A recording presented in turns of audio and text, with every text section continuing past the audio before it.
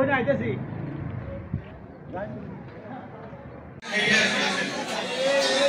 যারা চেয়ারে বসে আছে আমাদের শ্রীপতি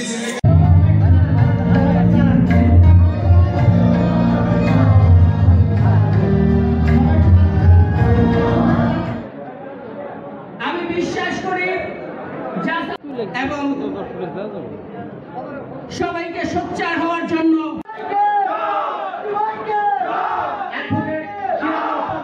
ভোট চাইতে হবে, বেগম খালেদা জিয়ার সালাম দিতে হবে, তারেক রহমানের সালাম দিতে হবে, ধানের শীষের পক্ষে ভোট চাইতে হবে। আজকে তাই আমাদের ঐক্যবদ্ধ হতে হবে। এই যে পিআর নিয়ে আন্দোলন করছে, আপনি দেখেন সেই আন্দোলন কিন্তু জমে নাই। গতকালকে একটা কর্মসূচি ছিল, আজকে দেখলাম আরেকটা কর্মসূচি তারা করেছে। তাদের নেতা কর্মী ছাড়া সাধারণ মানুষের সেখানে উপস্থিতি নাই আছে, দেখছেন তো? তাদের যেখানে সাধারণ মানুষ, আপনার জনসাধারণ যে দাবিকে সমর্থন করে না, সেই আন্দোলন হালে পানি পাবে না। সেই জন্য তাদেরকে বলবো এগুলো পরিত্যাগ করে নির্বাচনের পথে আসুন। পিআর পদ্ধতিতে বাংলাদেশে কোনো নির্বাচন হবে না, হবে না, হবে না। বাংলাদেশের মানুষ সরাসরি প্রার্থীকে দেখে, মার্কা দেখে, দল দেখে, ব্যালটের সিল মেরে ভোট দিবে ইনশাআল্লাহ। সেই জন্য আপনাদেরকে বলবো আপনারা ফিরে আসুন। আর যদি আপনারা এই আন্দোলনের নামে বিশৃঙ্খলা সৃষ্টি করতে চান, সেই ৭১ স্বাধীনতার যুদ্ধের বিরুদ্ধে বিরোধিতা করতে গিয়ে জনগণ আপনাদেরকে কি খেতাব দিয়েছিল আপনারা জানেন। এইবার এই গণতন্ত্রকে রসাদ যদি আপনারা আল্লাহ না করুন, আপনারা করেন, জনগণ আপনাদেরকে আর ক্ষমা করবে না। এই জামাত শুধু ভুল রাজনীতি করে।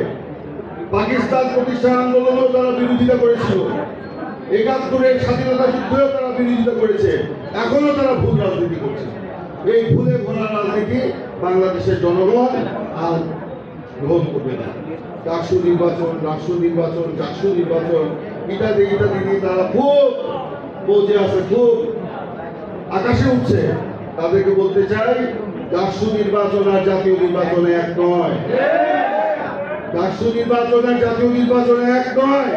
সেখানে আপনারা পতিত ফ্যাসিবাদের সাথে আদান করেছেন, ফ্যাসিবাদের ভোট আপনারা নিয়েছেন, জামাতের প্রশাসন বসিয়েছেন, তাদের মাধ্যমে ইঞ্জিনিয়ারিং করে আপনারা জিতেছেন।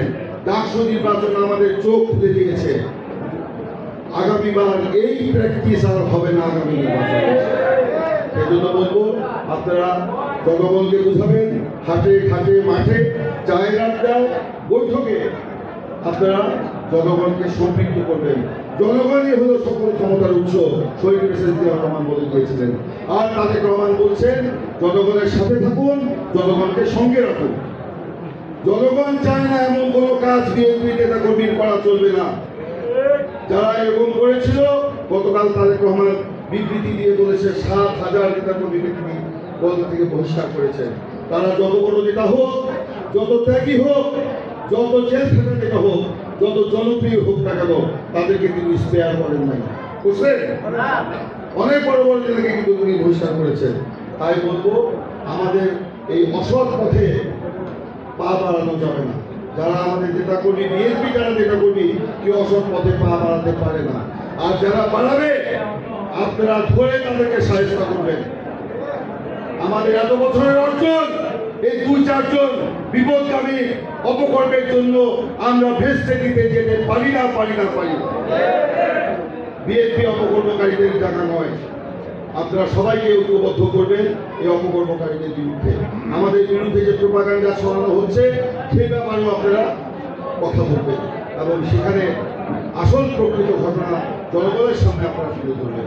যাই হোক, দীর্ঘক্ষণ বক্তব্য রাখলাম, আমি আর বক্তব্য দীর্ঘায়িত করবো না। আজকের এই কর্মী সভায় আপনারা সকলে সম্মিলিতভাবে এখানে সমবেত হয়েছে। একটা হয়তো কমিটি হবে, সেই কমিটি এখানে লোকজন বলেছে বায়োডাটা দেওয়ার জন্য, বায়োডাটা দিবে, কারণ আমাদের যাচাই বাছাই করতে হবে। আজকে যে পরিস্থিতি, এই সুযোগে অনেক সুযোগ সন্ধানী দলের মধ্যে ঢুকে পড়তে পারে। সেই কারণে আমাদের বায়োডাটা যাচাই বাছাই করতে হবে এবং একই সাথে সাংস্কৃতিক কর্মী, সামাজিক কর্মী, তাদেরকে দলের মধ্যে অন্তর্ভুক্ত করতে হবে।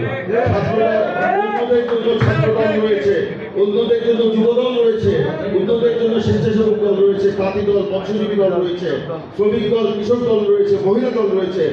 জাসাস একটা নির্ধারিত ক্যাটাগরি এখানে শহীদ প্রেসিডেন্ট জিয়াউর রহমান দিয়েছেন। আমরা সেই অর্থে জাসাসকে করতে চাই, শেরপুরে একটা প্রকৃত অর্থে একটা অত্যন্ত গ্রহণযোগ্য এবং শক্তিশালী জাসাস হোক। ইনশাল্লাহ সেই জাসাসের সম্মেলনে সেই প্রত্যাশা ব্যক্ত করে আমি আবার এখানে সকলকে ধন্যবাদ জানিয়ে আমাকে প্রধান অতিথি হিসেবে আমন্ত্রণ জানানোর জন্য কৃতজ্ঞতা জানিয়ে বক্তব্য শেষ করছি। আল্লাহ হাফেজ। বাংলাদেশ জিন্দাবাদ। শহীদ প্রেসিডেন্ট জিয়াউর রহমান অমর হোক। দেশ থেকে বেগম খালেদা জিয়া দীর্ঘজীবী হোক। তারেক রহমান জিন্দাবাদ। ধানের শীষ জিন্দাবাদ। এই মার্কা আছে, এই মার্কা আছে শেরপুরে, এই কোন মার্কা? করে বলে বন্ধুগণ, এই জাসাসের কর্মীদেরকে লেখনীর মাধ্যমে, কবিতার ছন্দে, গানের কলিতে এই ধানের শীষের প্রচারণা চালাতে হবে। ইনশাল্লাহ সেটা দেখার প্রত্যাশা রাখছি। আজকে এই জাসাসের সম্মেলনে ধানের শীষের পক্ষে যে স্লোগান আমরা দিলাম, এই স্লোগান সেই দিন থাকবে যেদিন আমরা নির্বাচনে বিজয় অর্জন করতে পারব। আল্লাহ হাফেজ। বাংলাদেশ জিন্দাবাদ।